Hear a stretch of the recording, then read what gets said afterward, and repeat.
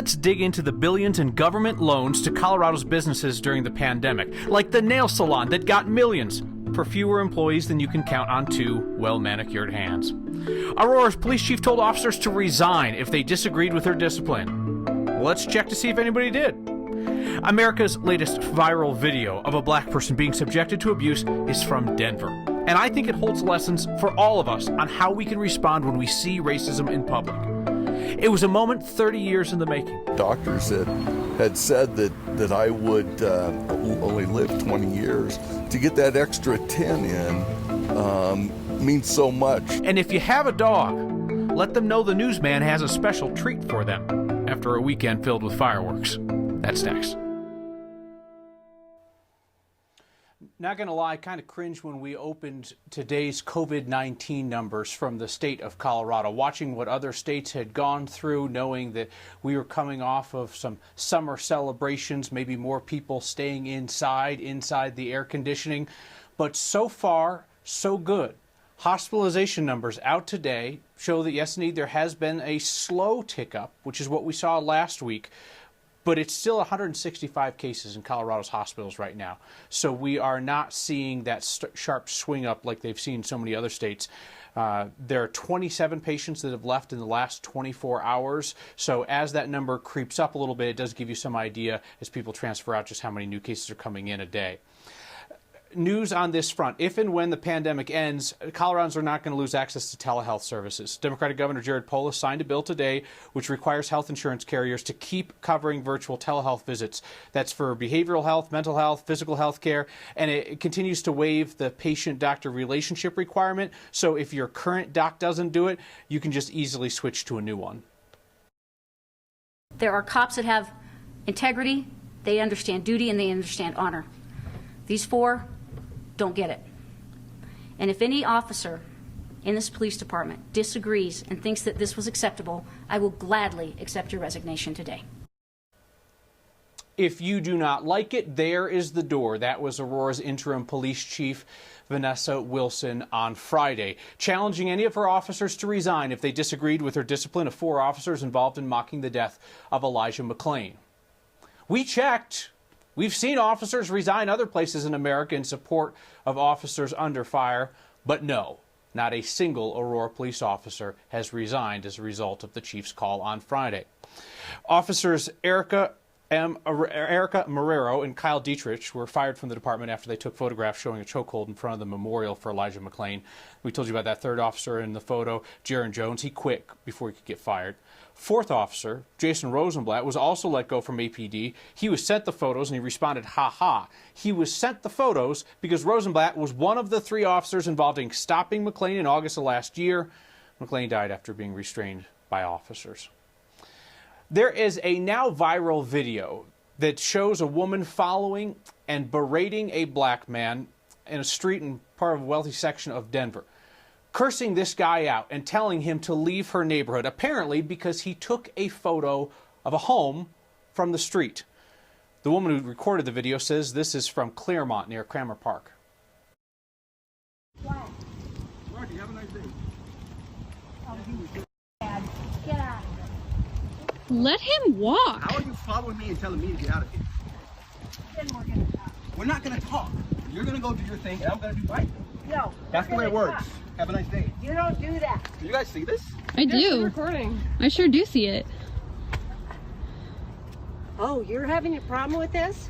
Yeah. Yeah, just let this guy walk down the street. He's not bothering you. Come here. I don't want to come here. This is the America we're talking about, Margie. Have a nice day. That's recorded and all of a sudden she's upset. Yeah, it's kind of like you're doing something you don't want to be recorded. I hope you were able to make out the man's last comment there. That's the America we're talking about. That indeed is the America that we are talking about, for better or for worse. The worse was quite obvious in that video, but I hope that you caught the better as well. The woman behind the camera, the woman filming, offers a textbook example of how to be a good neighbor and a good ally these days. She sees a black man being berated and pursued, so she begins filming it. If you see a similar situation and you feel safe to film it, do so. Video protects the innocent. This woman goes one step further, and she calls out that other woman's aggressive behavior, tells her that it is not acceptable. We have seen situations that started as far less escalate into far more. And that woman intervened before things could go to an even worse place. So there's another lesson for the rest of us. If you see one of these situations and you feel safe doing so, tell somebody that that garbage is not welcome in Colorado. People who are proud of their behavior don't react the way that woman reacted when she saw that she was on camera. Let's make it even more uncomfortable to act like that. So Colorado just reinforced the way that America votes and picks a president, just as we are facing a choice that could further upend that system. The U.S. Supreme Court today ruled in favor of the state of Colorado and against a faithless elector who wanted to go against the will of the state. But what will the will of the state mean come November? Here's politics guy Marshall Zellinger. Michael Baca did not want Donald Trump to become president, so when he was a Colorado elector in 2016, he went rogue to try to keep Trump from getting enough electoral college votes. I'm still not sure how it was supposed to work, but instead of casting his electoral college vote for Hillary Clinton, who won in Colorado, he tried to give it to John Kasich. Baca was removed as an elector. 3.5 years later, the U.S. Supreme Court determined a presidential elector cannot choose whomever they want. The Supreme Court just reaffirmed Colorado state law, and the state law says that the elector must vote for whoever wins the most vote in Colorado. That means the 9 electors who cast Colorado's 9 electoral college votes this year will have to follow the will of Colorado voters. If President Trump wins Colorado, all 9 go to him. If Joe Biden wins Colorado, all 9 go to him. No elector can go rogue like Baca in 2016. It removes the uncertainty that otherwise would have ensued, and it is a great relief to have this decided well in advance of a presidential election. Besides voting for president in November, you'll also vote on whether or not Colorado should join the National Popular Vote Compact. We've talked about this extensively on Next. If it happens, it means Colorado's electoral college votes would be tied to the candidate who gets the most votes nationwide, not just in Colorado. This movement started in part because Al Gore and Hillary Clinton won the popular vote but never became president. The state legislature passed national popular vote in 2019, but a group opposed to the idea collected enough signatures to put this on the ballot in an effort to get you to stop it. If you include Colorado, states totaling 196 electoral college votes have joined. States adding up to 270 or more need to join for national popular vote to take effect. So what does today's Supreme Court ruling on faithless electors tell us about how justices would rule on a likely challenge to the idea of a national popular vote? It would be the same case that if national popular vote were to go into effect as state law, we would then enforce state law. Reading legal opinions can be difficult, but leave it to the Supreme Court to make this understandable. During oral arguments in May, Justice Clarence Thomas referenced Frodo Baggins from Lord of the Rings as a hypothetical. What if someone voted for Frodo Baggins instead of whichever presidential candidate received the most votes in that state? Well, in this opinion today, Justice Elena Kagan talked about Veep and Hamilton to help make sense of what she was writing about, Kyle. I am so tremendously confused by the ribbons over your shoulder. Those do not appear to be participation trophies. Are those for actually This is something? what you reference. When you reference not running, you don't get stuff like that. So that's what happens. Get out and run. Yeah, I'll still take my end of the deal. Thank you, Marshall. So the federal government dispensed your tax dollars through the Paycheck Protection Program like it was some ATM stuck on open just spitting money at people. But that was kind of the point of it. They wanted to get billions of dollars out the door and to businesses in order to save jobs and those businesses, those companies themselves. Our Steve Steger sifted through what came to Colorado, and he found some unfortunate stories. If you love spreadsheets, this is your jam. We've filtered out the Colorado companies and nonprofits that have received more than $150,000 in PPP loans since April. In total, there are 13,000 of them. 95 organizations got loans ranging between $5 and $10 million. That's as specific as this gets. 2 of those caught our eye. Loans to 2 separate franchises of Snappy Nails, one in Broomfield, the other in Westminster. Each of those nail salons received loans between $5 and $10 million. The Westminster location reported retaining 9 employees with that money. The Broomfield location, 14. We've reached out to the owners to see where the rest of the money might be going, as the other nail salons we found on the list got far less. We're still waiting to hear back.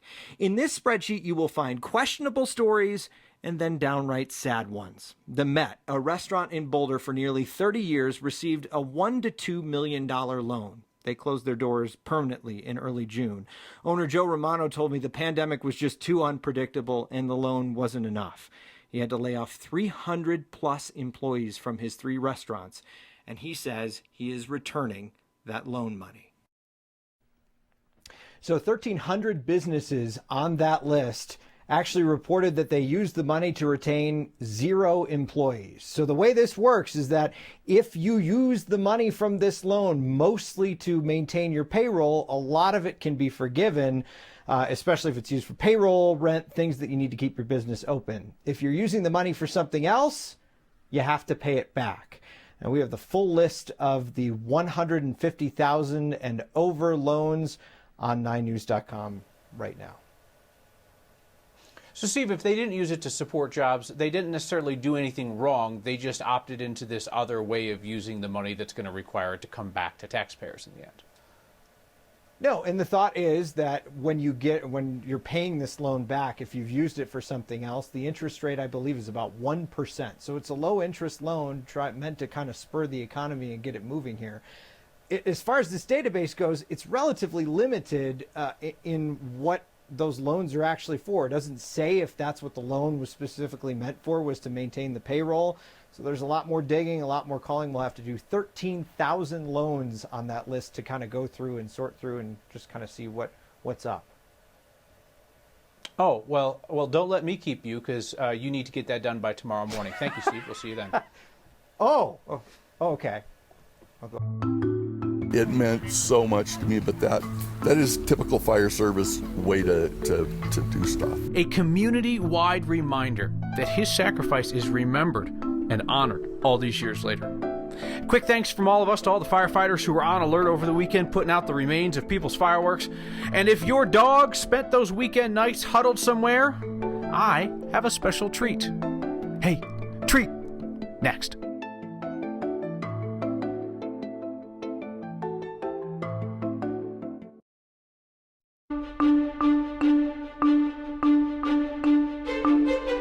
The heat is on this week. Hello, July. Hello, summer. Temperatures in the mid-90s to 100 degrees today, tomorrow, and the next day.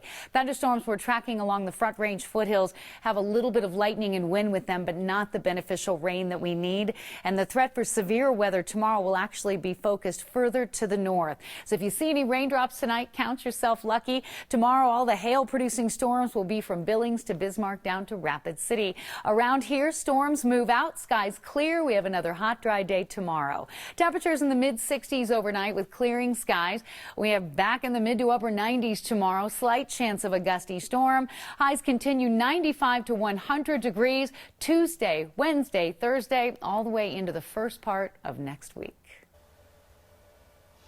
Humans are not the only ones with hangovers after the long holiday weekend. Get it out, Kyle. I understand that dogs also had a rough weekend. A lot of you wrote in talking about the dogs huddled beneath your beds or in your bathtubs as people got their freedom on with fireworks over the weekend. I think, in retrospect, this show is probably too focused on the needs of humans anyway, considering how many dogs we know watch the program along with their humans. You sent me the photos and the videos and such. So, something from us just for them.